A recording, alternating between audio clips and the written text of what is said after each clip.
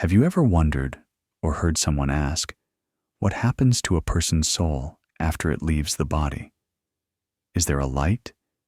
Is there a calling? Does someone come to guide the soul? It's all in this video, where we explore these questions through ancient texts, forgotten gospels, and powerful near-death experiences. Welcome to Life After Death Unveiled, where we explore the soul's hidden paths beyond this world. If this message resonates with you, please like this video, subscribe, and share it with others who are searching for deeper meaning. Now, let's start with day 1, when the soul takes its first steps away from the physical world.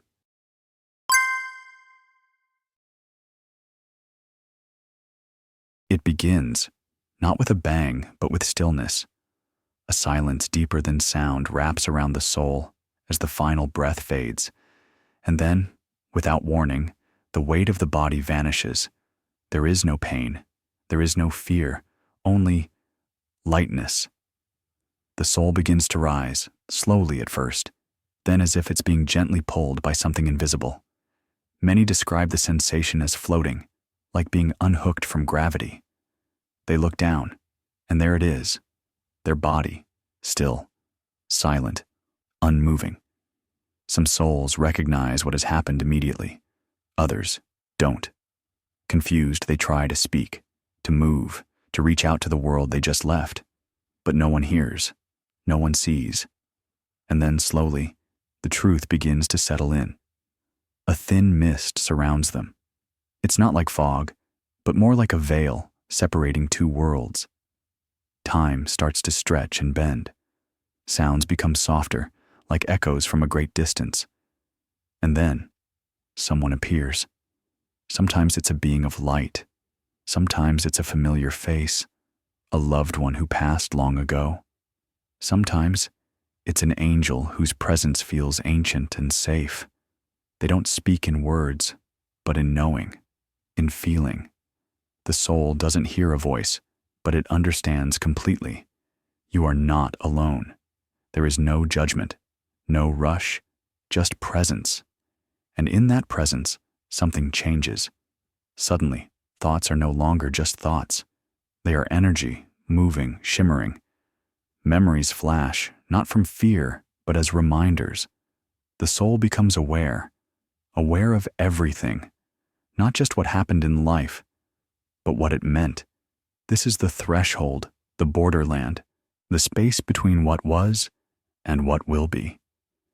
And in that sacred stillness, the journey truly begins.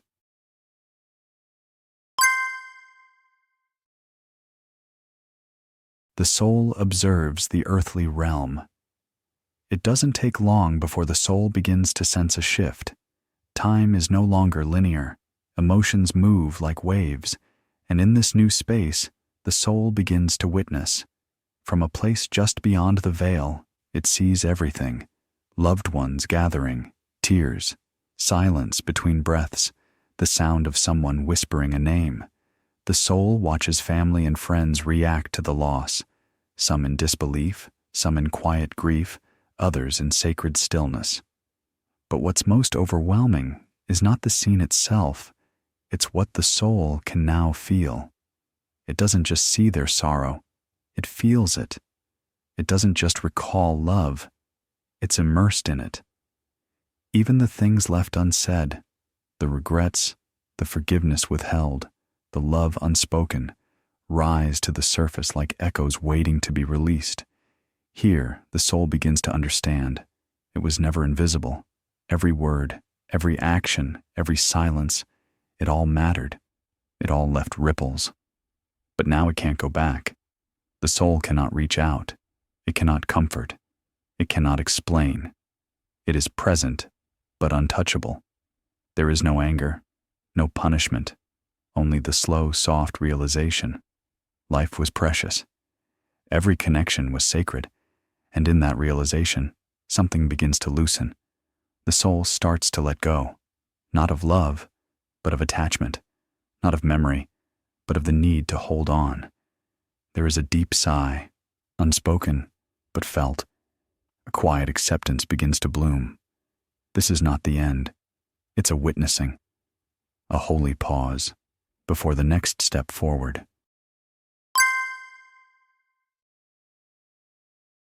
A sacred invitation begins. There is no loud announcement, no command from the heavens, only a stirring, gentle at first, but unmistakable. The soul begins to feel something, like a pull, a vibration, a soft current moving through the silence. A light appears. It doesn't shine like sunlight. It pulses. It breathes. Some describe it as a wave, others as music without sound. It is not demanding. It simply invites. There is no pressure, no force, only a knowing. You are being called. The soul feels the invitation deeply, but not all respond the same way. Some move toward it willingly, like being drawn to warmth after cold. Others hesitate. They think of people they left behind, unfinished business, words unsaid. The longing pulls in the opposite direction, and here a new presence often appears, a guide, sometimes radiant, sometimes gentle, sometimes cloaked in light so soft it feels like memory. They do not speak with mouths, they speak with presence, and what they say is simple. You don't have to be ready, you just have to be willing. Some souls need time, others are already floating toward the next gate. A shimmering threshold begins to form, like a portal made of frequency and intention. Those who are ready feel the vibration rise. The old world begins to fade, the pull becomes a path, and the soul begins to cross, not because it must, but because something greater is calling, and it's time to listen.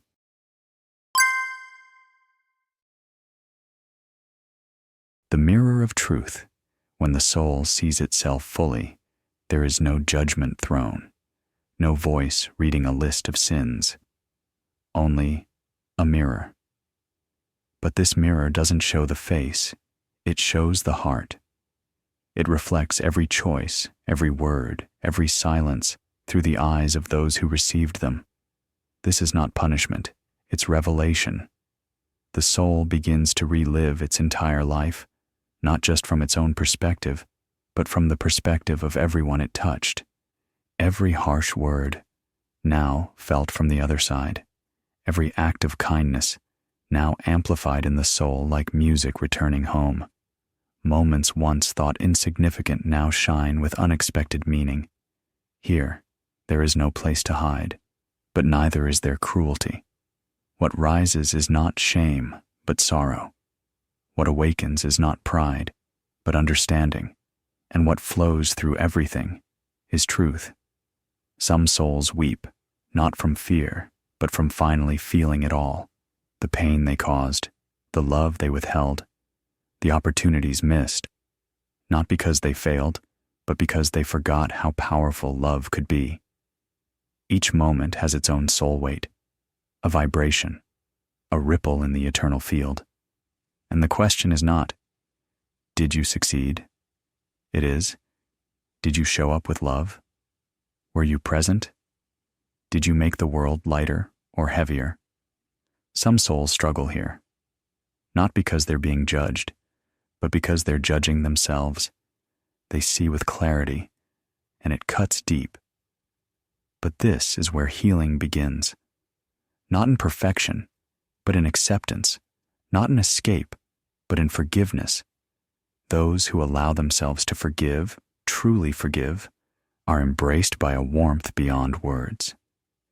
It's not external. It rises from within, like light remembering itself. And in that moment, the soul begins to understand that redemption is not something given. It's something chosen.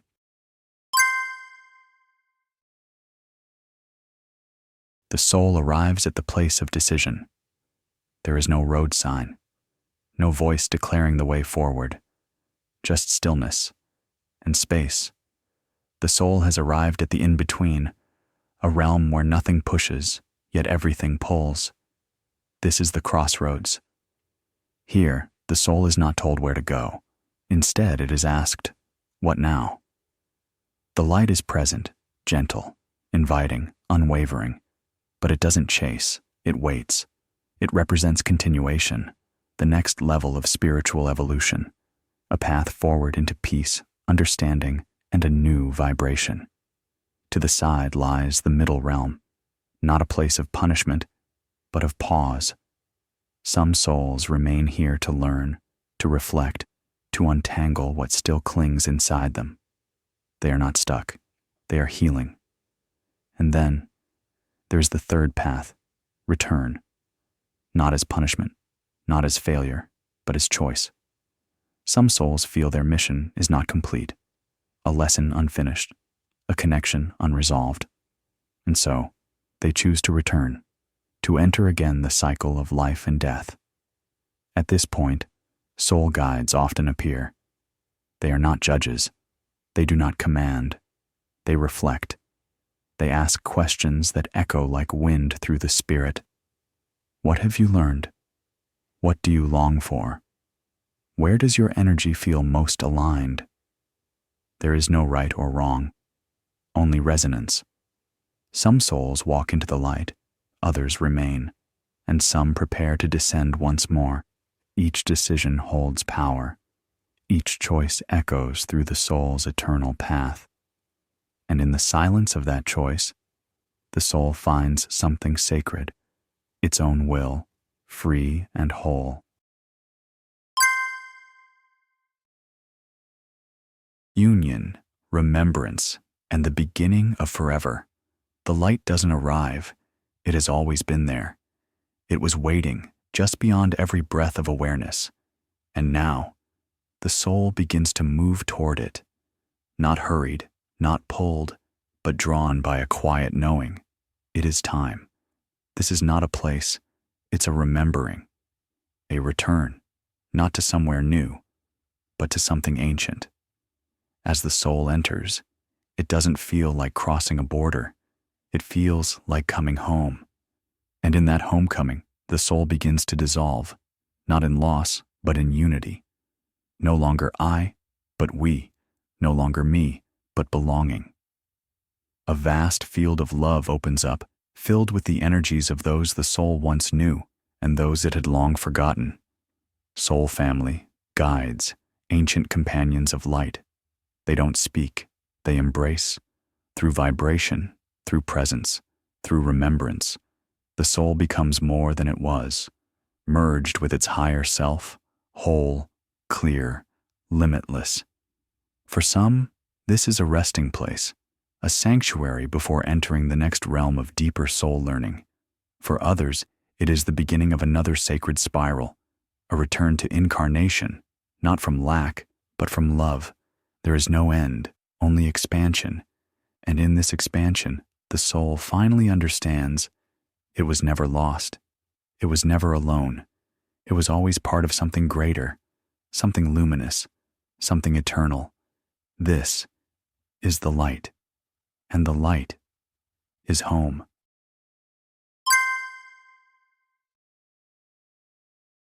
Because every soul walks this path, sooner or later, no one escapes this journey. No one avoids the crossing. This path, silent, sacred, and mysterious, awaits each of us. But it is not something to fear. It is something to understand. And the more we live with love, presence, and authenticity today, the more peaceful and powerful that crossing will be tomorrow.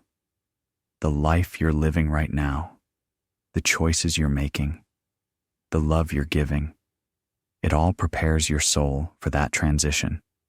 Because in the end, death is not the opposite of life. It's the completion of it. So take a deep breath and know you're not alone on this path. Not now, not then. Which part of this journey touched you the most? Let us know in the comments below. And if you're walking the soul path with us, like this video, subscribe, and stay connected here at Life After Death Unveiled. We release new stories and sacred insights every week to remind you that the soul never ends. It only transforms.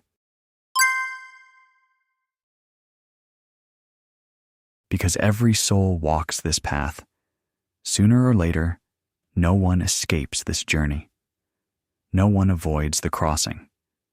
This path, silent, sacred, and mysterious, awaits each of us. But it is not something to fear. It is something to understand. And the more we live with love, presence, and authenticity today, the more peaceful and powerful that crossing will be tomorrow. The life you're living right now, the choices you're making, the love you're giving, it all prepares your soul for that transition. Because in the end, death is not the opposite of life. It's the completion of it. So take a deep breath and know you're not alone on this path. Not now, not then. Which part of this journey touched you the most? Let us know in the comments below. And if you're walking the soul path with us, like this video, subscribe, and stay connected here at Life After Death Unveiled. We release new stories and sacred insights every week to remind you that the soul never ends. It only transforms.